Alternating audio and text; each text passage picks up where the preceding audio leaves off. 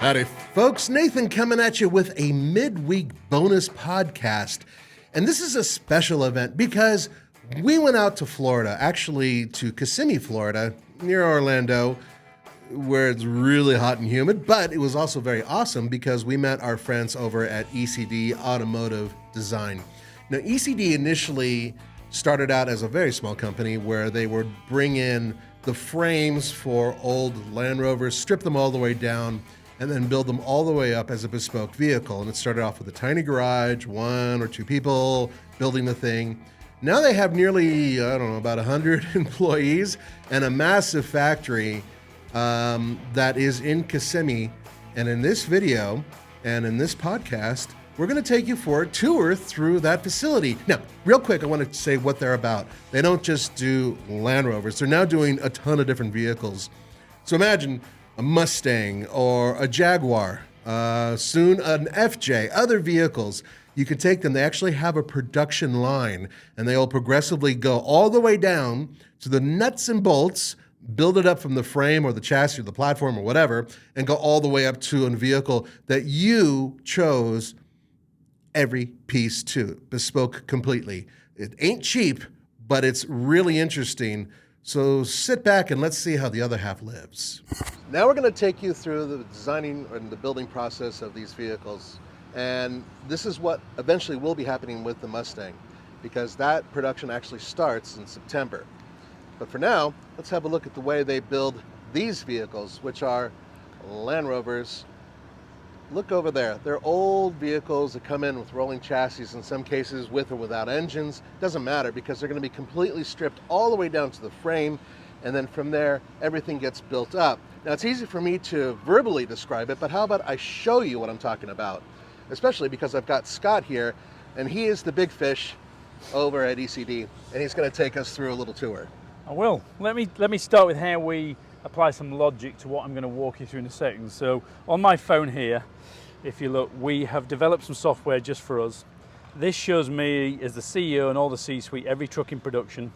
So if I then pick a truck here, it will show me how many tasks there are to build that truck. So 621 tasks, of which 175 are still open, which means the rest have been completed. It then breaks it down by department. So if I click on drivetrain, you can then see all the tasks how to build the vehicle. So it gives them clear instructions. It gives them torque settings and everything and what tooling they've got to use. And then more importantly, it tells them that the assembly technician has checked that from a completed task point of view and from a quality point of view. So in real time, as they're working them off, I can see that number declining. So every process I'm going to take you through now, we can actually track it from our phones and iPads. All right, so this is a brand new facility. Yeah. You guys recently bought, this is actually your facility. Yeah. The last time I was at a facility with ECD was a leased property down the road. Yeah. This is a much larger, much larger yeah, facility. 100,000 square foot inside and out. Right, and it's a production line. For lack of a better word, that's exactly what it is. Yeah. But it's not exactly your average production line, because it's taking vehicles, and now I'm talking about not just Land Rovers, but also I've seen some Porsches. Yeah. I know you guys started doing Jaguars recently. Yeah. And then the Mustang, which is upcoming. Yeah, and we've also, when we acquired that business, got rights to we build Camaro and Corvette.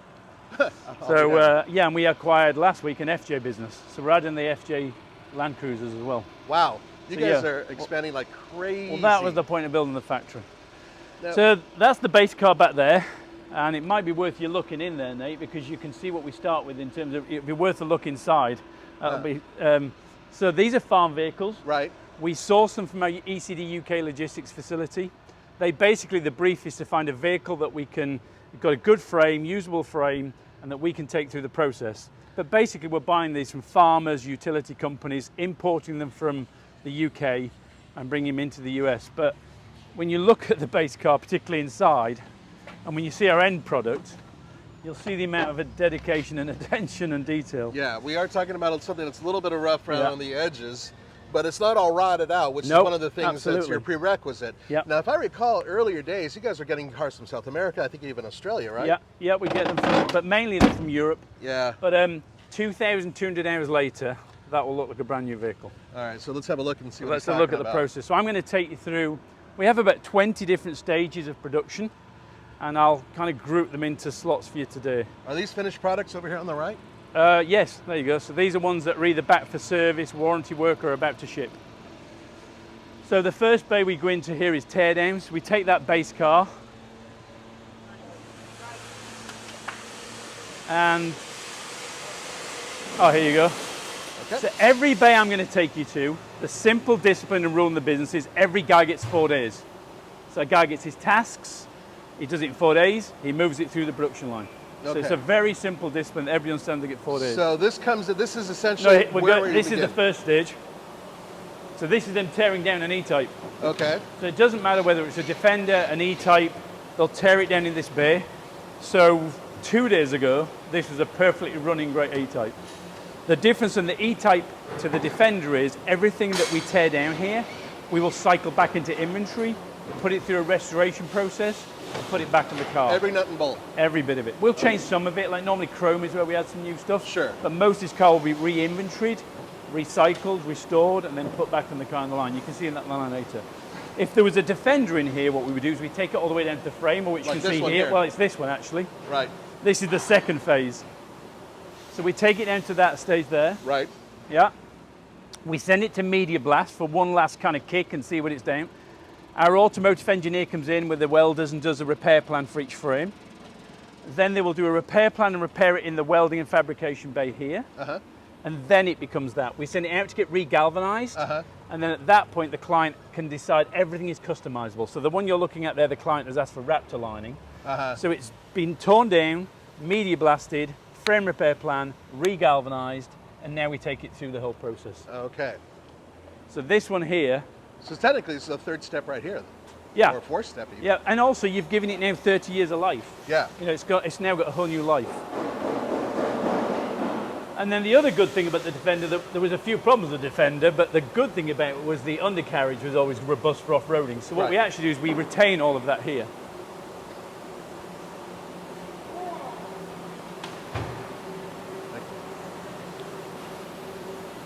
So what Fred will do is Fred will be given the axles by the teardown team. Uh-huh. Here, Freddie. There you go. Fred. There's one they gave him earlier. Okay. Fred will take it apart, media blast it, all new bushings, all new seals, re-powder coat, and here you go, you've got one here actually. So, and they're all on the shelf there. So we'll completely rebuild that axle. So he has 4 days to do this? Yeah, Okay. 4 days, and he's feeding the line. Oh, here we go. So then we rebuild that. So when you go onto the line in a second, you'll see that completely rebuilt undercarriage. Gotcha. Then if you come in here, I'm going to take to the only department that does not have a 4-day tack time. Okay. When you tear that vehicle down, if it came from Los Angeles, when you tear it down, you're going to get some level of corrosion and everything. Sure. But if you bring it from a wet state, it's going to be completely different. Sure. So I can't say to Alexi, do it in 4 days. He's going to. So it's the only department that tells us. So here you go. You're done, bro. Hi, Alexi. So Alexi will he'll be given the E-type panels by the welding team and the teardown team, and he will take it into his booth. So we isolate this booth just for prep, just for the E-type. So we don't get it mixed up in the Defender, which is a completely different model. Got it. But every panel is lovely and restored, and it's a very different model to how we build the Defender. All right. And then you can see in here in fabrication, so Chad's obviously finished his Defender frame, and today he's moving to the body repair and an E-type. So they'll do a lot of fitment testing here, a lot of alignment testing. He's actually doing it with a chroma, today. So Chad will. Hey, you're on camera, man. So yeah, so Chad will do all the body repair there. So that's already been handed back. Something's happened because body prep team have handed it back to Chad to do some adjustments, then it'll go back. And then it goes back to Then it goes back, okay, yeah. Got it. So then we go on to the main line. So this is where the Lego model starts to come together now. Gotcha.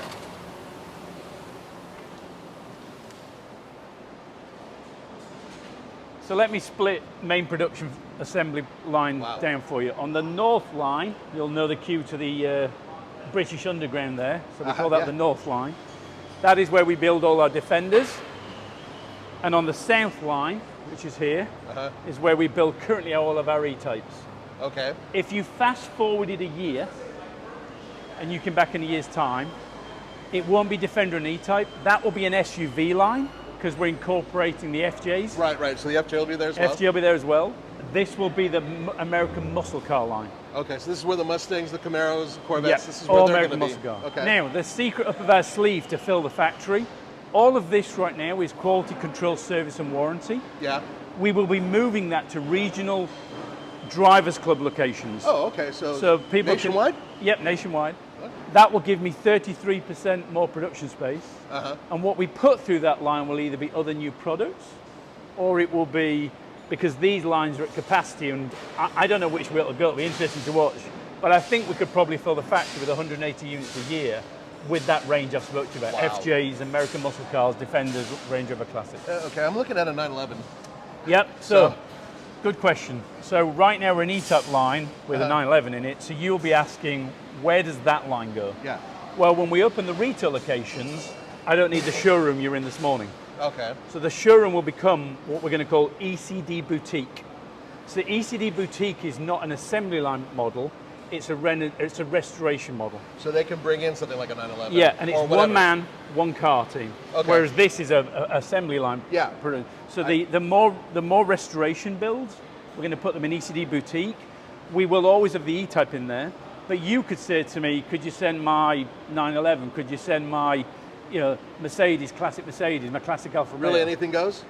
Kind of, that's what we're hoping. Yeah, Okay. because the team we're putting in there are really specialized mechanics, and we can bring in specific mechanics as well for specific Gotcha. skill sets. So yeah, right now, that 911 is sitting in the main line, but we're eventually, because we're doing the learning here, but then when we move off to our retail locations, create that free space, then that will become ECD Boutique. Gotcha. Yeah. Okay. So we're separating what can become an assembly model and what can become a restoration model. Gotcha. Because if you put that through an assembly line, you just stop the line. Yeah, I totally get it. But I'm now looking at the line, so I'm seeing a whole bunch of Jaguars. Yeah. And So these Jaguars are a very different build. So if we go through this line first, different build model to the Defender.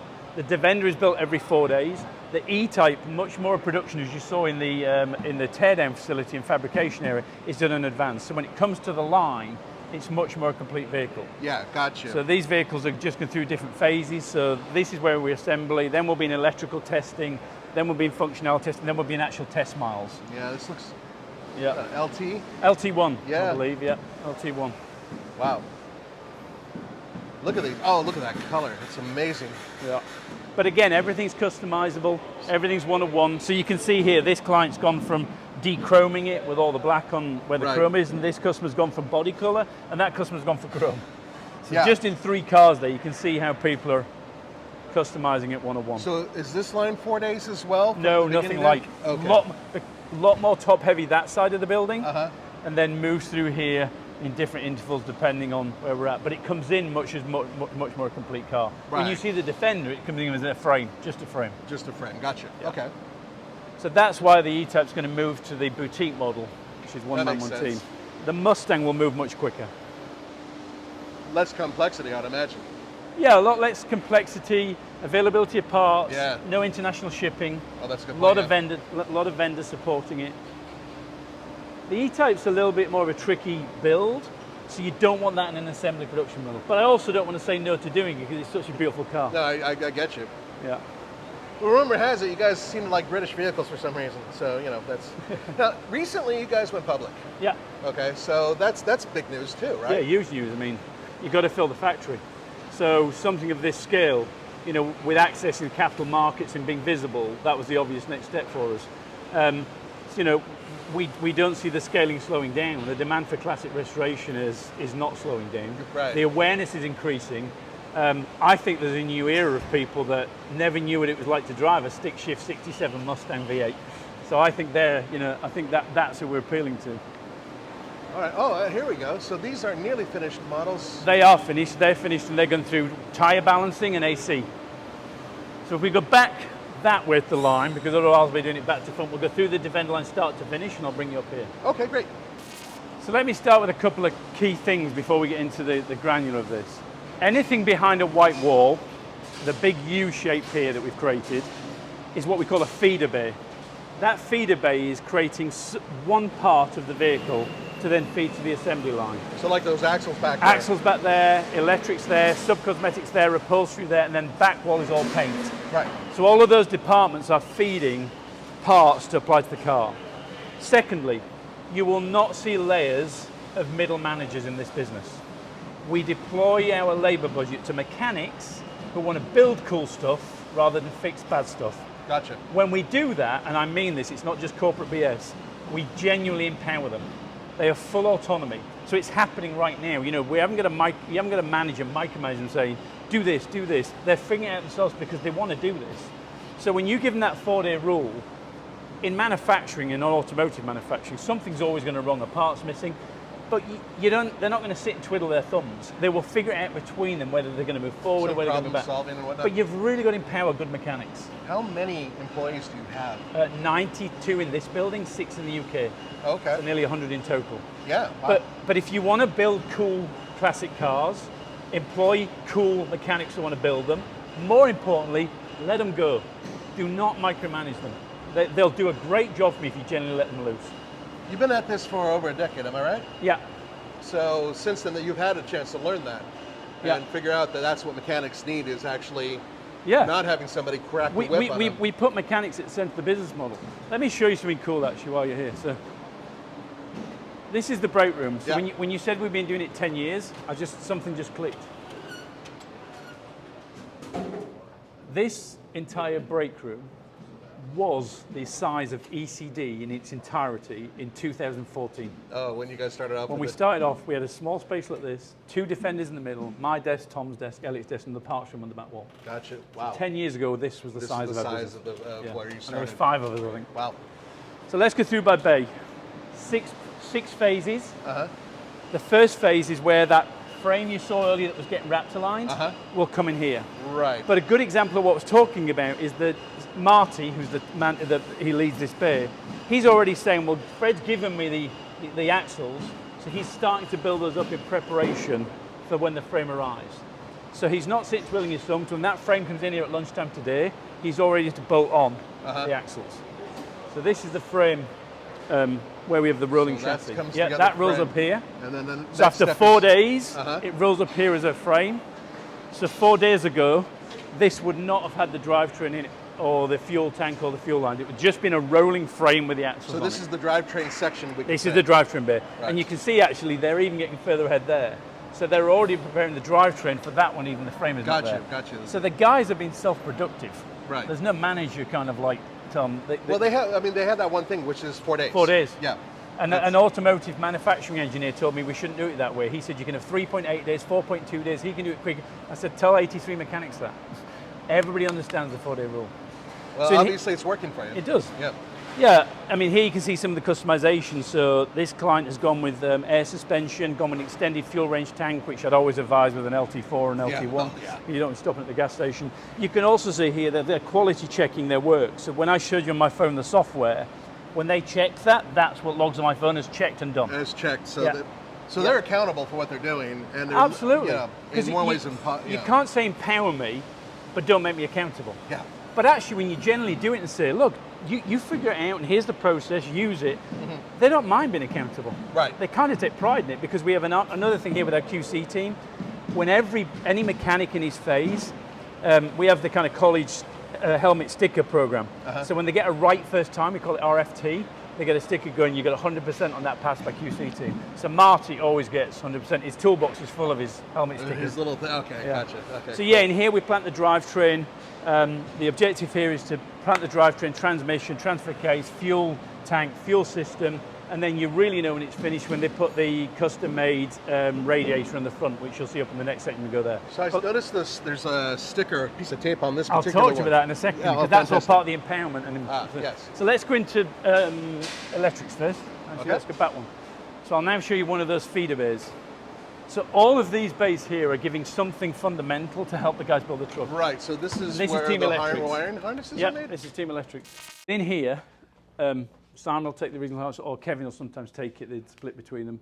Simon will always build it at the pegboard. Kevin sometimes builds it at the table. But they've got 4 days to take that harness, strip it back, clean it up, and add all the new elements they need to the harness. Got it. So on top of the main harness, we have all the sub-harnesses for audio, lighting, additional auxiliary stuff. Sure. So the sub-harnesses are made here as well. So by the time it goes to the line, what you've got is in effect about 29 different harnesses, but all custom, brand new.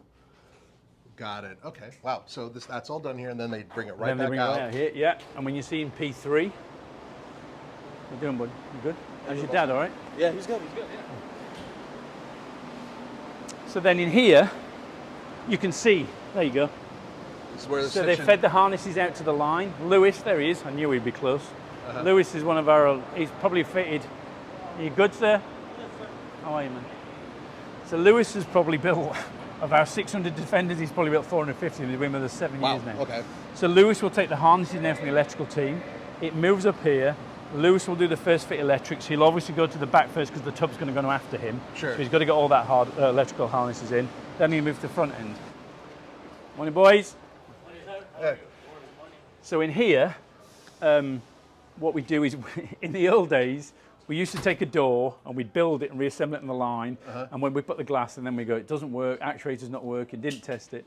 So when we built the new facility, we said all the elements we can build in an air-conditioned environment where the guys can do it in advance, get quality right first time, we've done it in here. So, they're doing it now, they're testing. There you go, perfect timing. So they're doing the opposite of what we used to do. We used to build that on the line. Right, And now they're building it here and they're So now they can actuator do it testing. here. Yeah. So obviously we're converting them from manual to electric, but everything in that door is brand new. All the harness is new, all the actuators are new. Right. The glass, we do all the quality control And then inspections. they hang within. here, and they're ready They hang to here go. and then they're ready to go. Yeah. So there's 2 ways of that. These are fresh from paint, so they can start building them, and then they'll hang there when they're ready to go to the line. Gotcha. So, and they'll do it doesn't matter what it is. So they're working on a Defender today, but yesterday or the other day you're on an E-Type. So they do it. So that doesn't freak us out.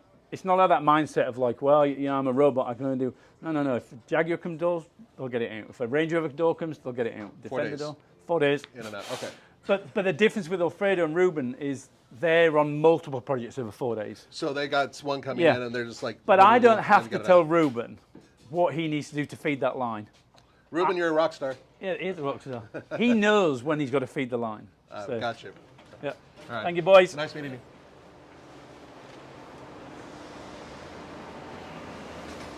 So then we go to P4. Uh-huh. P4 is where JC comes in. Come on, big boy. So you got the money sneaks on. Yes, sir. How are you? So JC will do the body. So he's put the tub on that one before. Now since then he's added T-posts, he's added the bulkhead, and he's doing a plumb line model. So JC will always try and get great alignment with a plumb line. There's a laser system over there. He will beat the laser system by doing it manually. Okay. The other thing is what JC insists on is that we've yet to find an aftermarket roof that gives you perfect alignment. So we have one guy on that donor vehicle you saw. Yeah.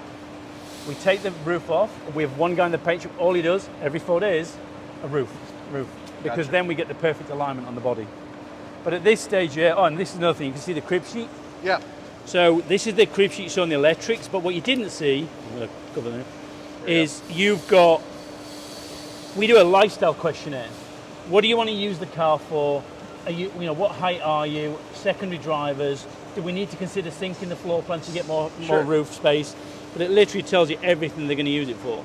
So the guys, and I'm being honest here, although we've got a locked-in spec for it, they might say, well, look, actually, he's taller than the average guy, so we're just going to drop that seat bracket a little bit. That's actually really So useful. it's fluid. Yeah. But this is what I'm saying, we've got the efficiency of an automotive production line, but we've got the fluidness in the 4 days to say, hey, make a quirky little change just to make it perfect for the end user. Gotcha. So then I'll go into one of the bigger departments, and this is one of the most creative departments, is team upholstery. Oh, So yeah. anything we put in the car, from door cards, headliners, consoles, dashboards. So yeah, this is Thank you. upholstery.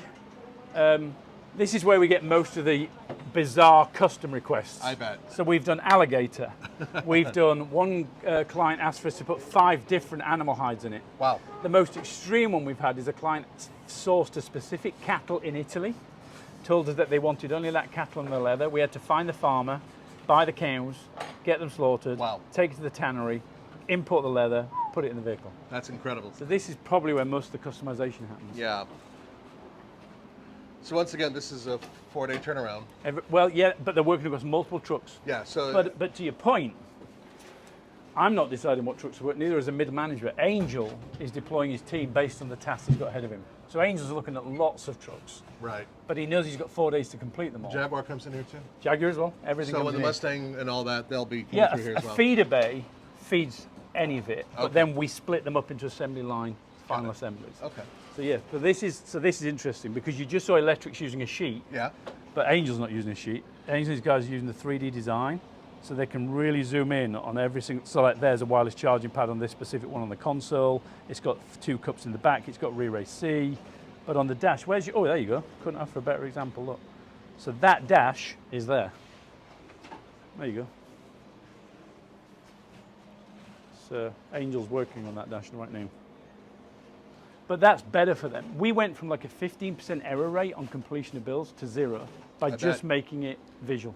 Especially just being able to walk around with that, it's incredible. Yeah. It's really cool. Exactly. And everybody's got that. So they can choose. Like, even the guys in electrics can see the 3D, but they're choosing to use the list. Yeah, but they will reference the 3D. But yeah, and here we do consoles. We take a $2,000 Recaro seat, brand new out the box. We lift it out the box, we rip the leather off, we reshape the foam, we put it back together again. Yeah. I still can't process that. That's just incredible considering, yeah. How you doing? You good? Yes, sir. JC, Hey. you're disappointing me again. Oh, wow. All right. You good? Yes, sir. So now we're into P5. Okay. So this rolled in here yesterday, that one rolled out yesterday. So in P5, this is where it all comes together. So you can see that, now interestingly, drivetrain are back up. So what I think drivetrain will be doing now is they're doing the pre-fire up. So they'll have done everything. Some of the team are out their way, electrics particularly, so they'll now be gearing up to do a fire up of that engine. Okay, I see. Really importantly, what's happening here is the carpet team and upholstery team. So somebody from the upholstery team does all the carpet. 4 layers. Yep. One of the biggest failings of the Defender, because it was meant to be a farm vehicle, was internal cabin and heat noise. Yeah. If you're adding a V8, it doesn't help it. So we had 4 layers of heat and sound. So we have kill mat, jute, heat and sound, then the carpet. Gotcha. So it adds about a hockey puck of weight. It's serious thickness. But you've added so much brake horsepower, Right. it doesn't matter. Yeah, It's coming out. But what you do end up with is a car that's a Defender, but it sounds internally like a Range Rover. Yeah, gotcha. All right. So But you can go the other way. If you want it raw like a series and we don't want to put that in, you want it rough and ready, we can do that. Each one's one-on-one. But yeah, in this phase here, all the body panels are coming out, windscreens on, front fenders are on, doors are being built in the building where you saw they can hang on.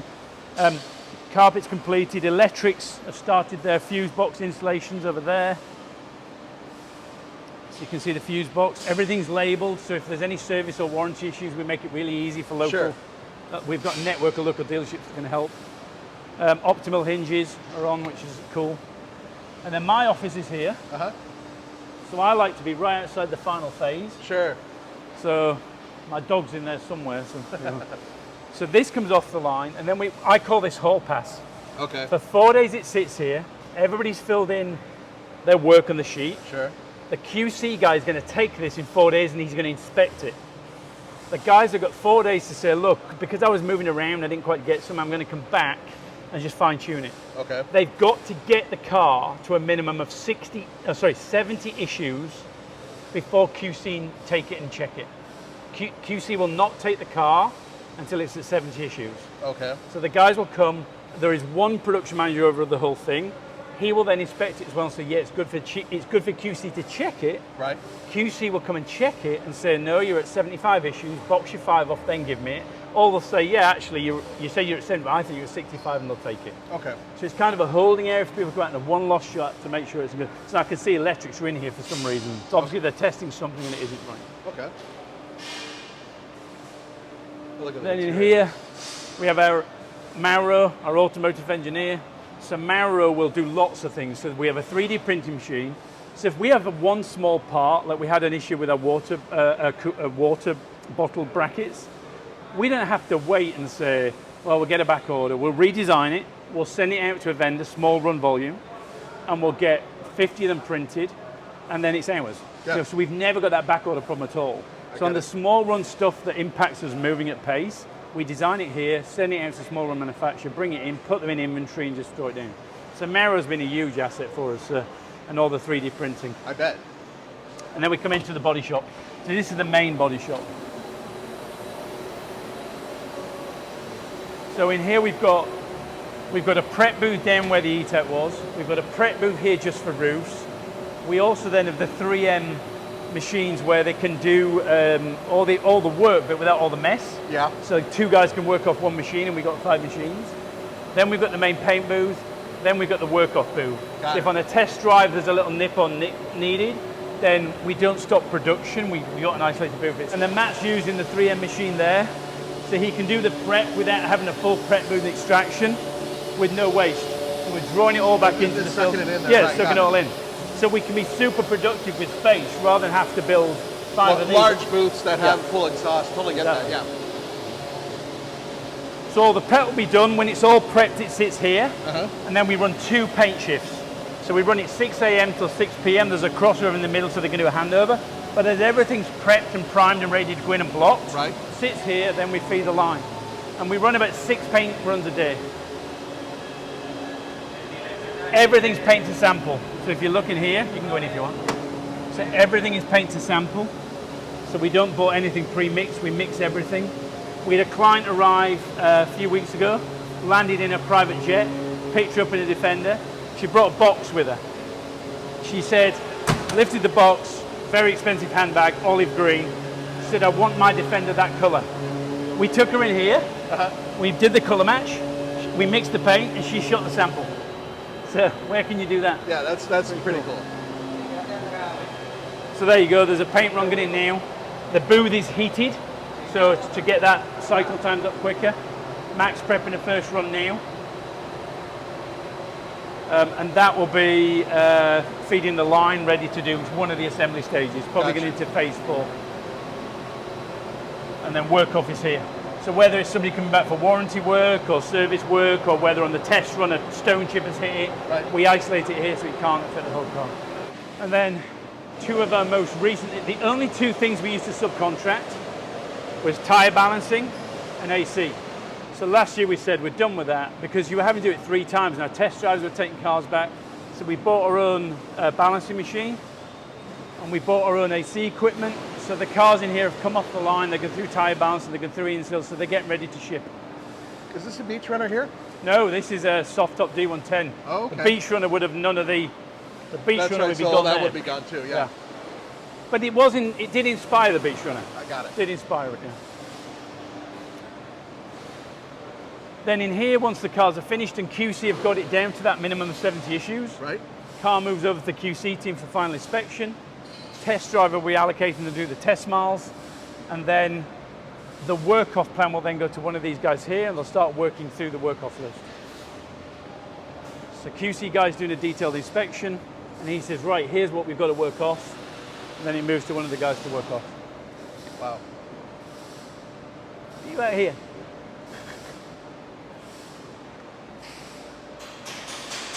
So then in here, that's exactly what it's doing. So Mike is working off a snag list here. Mike will probably be punching through electrics on it. So that 70 list is just getting worked off day by day, ready to go out and ship.